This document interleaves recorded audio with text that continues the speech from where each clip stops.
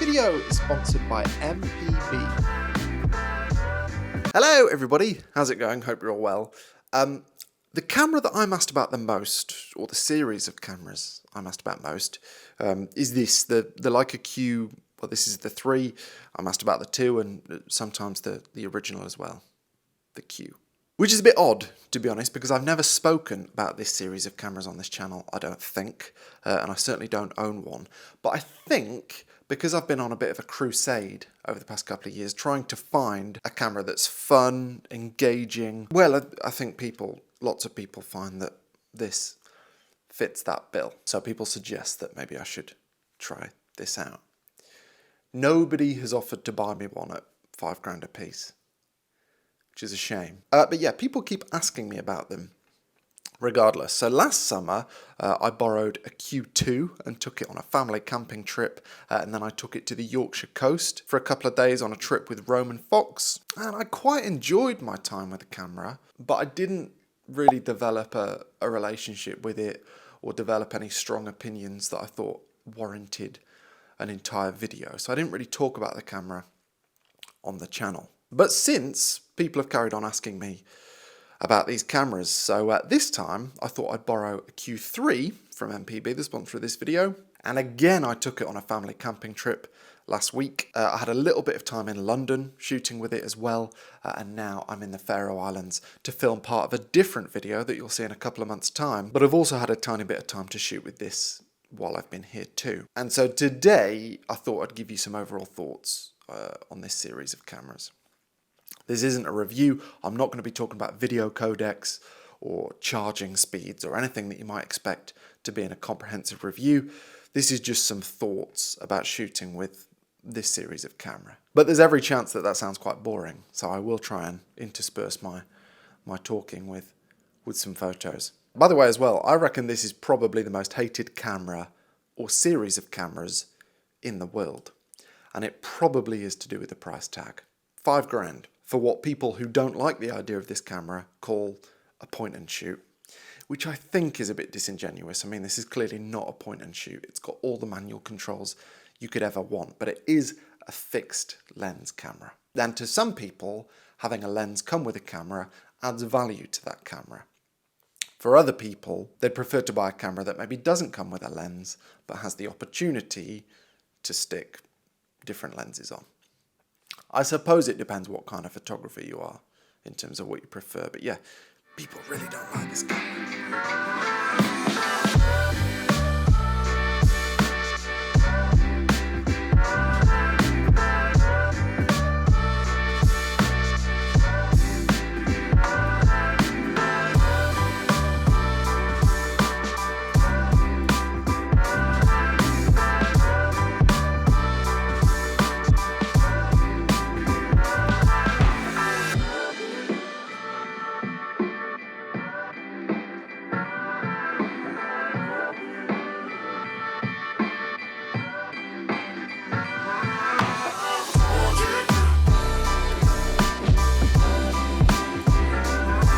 So for me, somewhat ironically, when you're talking about this series of camera, what I want to do is split it into two.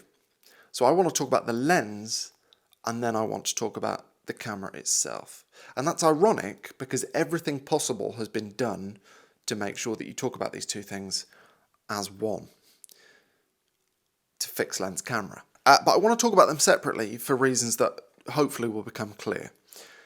Firstly, the lens, I think, is a masterpiece. Now, lots of people talk about the fact that they don't actually think it's a 28, they think it's wider. I concur with that. Also, I have actually seen reports, I've not read them that closely, hence this not being a comprehensive review, reports of distortion that this camera is hiding. Then I suppose being a wide-angle lens that's quite compact, that wouldn't be a massive surprise. But regardless, from the files that I've seen from this camera and this lens, the lens does an amazing job. And also, it's a thing of beauty, which perhaps shouldn't be that important and shouldn't matter that much. But regardless of how important it is a really nice thing to look at and to hold. The implementation of the macro mode I absolutely love. The dials are really nice to use. The clutch mechanism to go from manual focus to autofocus, I think it's very clever. The lens, I just think is fantastic. Now, I understand that lots of people don't really understand Leica and Leica pricing.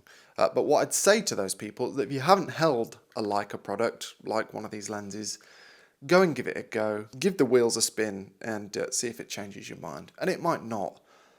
But this lens is a very high quality product. Or it certainly feels it. It's very difficult to judge quality on products like this, which are, you would hope, built to last for decades after only a few weeks. So yeah, the lens, I mean, the focal length is not for me. I wish it was a 40mm lens. But as a product, I think it's a triumph. There's a guy outside my hotel room window on that road in just his swimmers.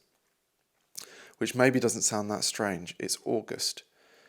But it's 11 degrees here in the Faroe Islands. Anyway, with that, maybe time for a few more pictures.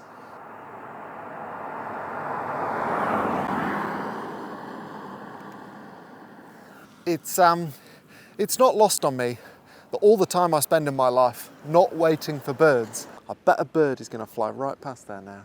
I'm talking about focal lengths. But at 28mm, I find, this might be different for you, but I find there is a temptation to try and squeeze everything into the frame in a way that doesn't exist, for me at least, when I'm shooting at 50. Because when you're shooting at 50 or something around there, it's impossible normally to get everything that you want in the frame, and so you need to make some choices. But at 28, a lot of the time, it's perfectly possible to get everything in your frame. And so you try. And I don't know that that improves my photos in particular. I think I lean heavily on being able to use focal length to simplify my scenes, to get rid of certain things. And when you can't do that because you're shooting wider, I find it's a bit more complicated.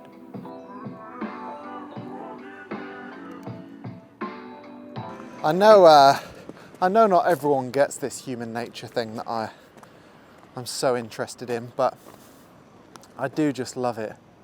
This relationship between man-made things and nature. And the Faroe Islands, it seems, is the perfect place to explore it.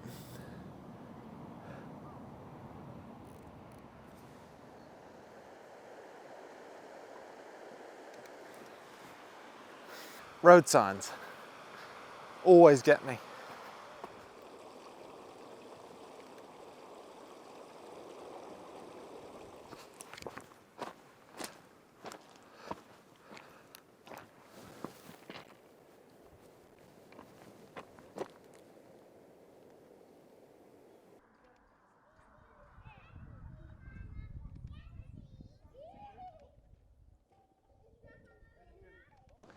My kind of scene, I would say. But I think that's a wrap. Yeah.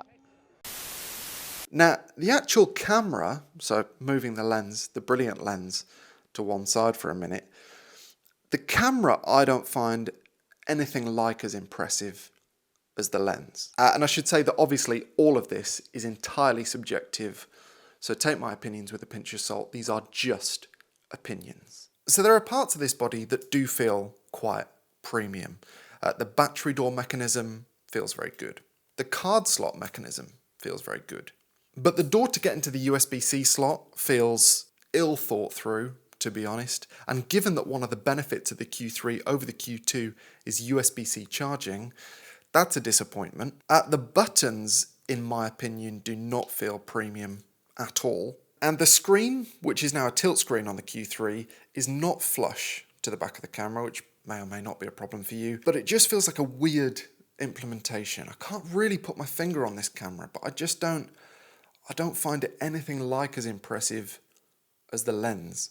And more broadly, I have bigger questions about this camera or this series of cameras. Firstly, I have to ask why this is a fixed lens camera. I mean, this lens, like I've said, I think is a triumph. But it's not exactly small. I mean, you wouldn't expect an f1.7 lens to be small. But if you're going to have a lens this big, then the camera clearly is not going to be pocketable unless you have absolutely ginormous pockets. And that begs the question, why is this a fixed lens camera? And I mean, maybe there are some size savings that you can make by moulding this specific lens to this specific camera. And perhaps it wouldn't be possible to have an autofocus lens this small if the camera it was sat on was made for interchangeable lenses.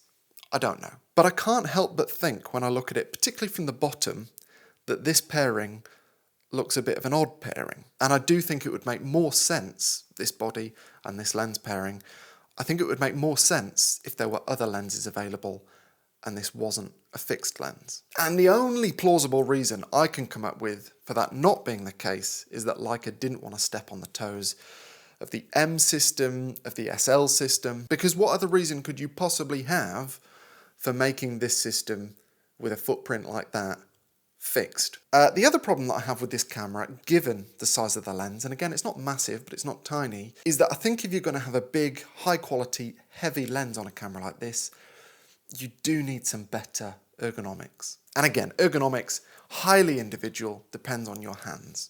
But I think this thumb indent here is inadequate. And I know that's the case for lots of other people because lots of people buy grips, they buy thumb grips, and I would argue that you really shouldn't have to do that when you're spending $5 on a camera. But even this dial on the side is kind of put, I think, in a bit of an awkward position. I wish you could get at it easier. And everything just feels very, very tight, and I don't really understand why the camera has to be so compact and designed so minimally when you're pairing it with quite a chunky lens.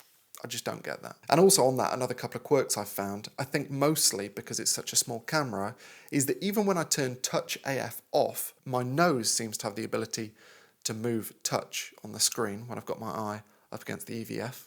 That's a bit odd and annoying. And I always seem to find myself in video mode when I don't want to be. And I know for sure that I'm not the only person to find that. I've seen lots of complaints about that particular problem. Now, all of that, I imagine, probably sounds highly critical. But yeah, they're just a few of the things that have stood out to me in my few weeks with the camera. Again, it's not a comprehensive review. Take what I say with a pinch of salt. These are just some observations I've made over the past few weeks. So yes, in summary, very intriguing series of camera. In some ways, I understand the high price tag. There's nothing else really like this on the market, but I don't think it's the perfect camera. Certainly not for me, because as I said, I don't particularly like to shoot at 28mm. But if you do like to shoot at 28mm, if you really love the look of Leica files, then perhaps this camera is an option for you. And I suspect, given the history of Leica cameras, this probably will last a long time. Maybe I'm being a bit harsh on the body, I don't know. Overall, it's a pretty compelling package in many ways, but yeah, it's not for me. So hopefully that puts some of the questions and suggestions about this camera or this series to bed.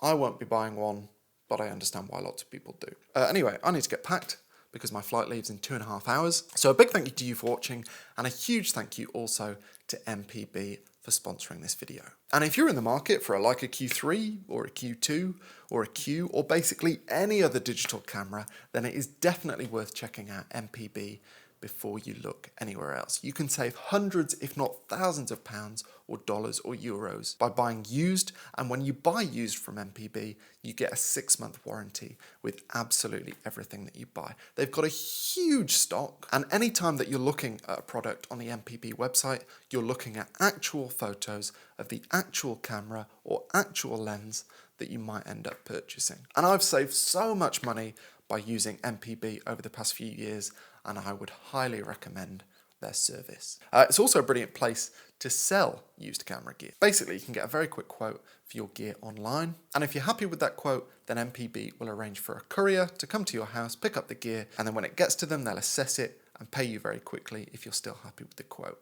It's a fantastic service and takes away all of the faff of selling privately. The fees, the courier services, the insurance, the disputes, all of that stuff you don't need to worry about when you're selling with MPB. So a big thank you to MPB for their continued support of this channel. Please go and check them out. Links in the description if you're interested. And I'll see you very soon for another video. I've lost track of where I'll be. Not in the Faroe Islands. That's a video in a couple of months' time, as I said. Hopefully I'll see you before that.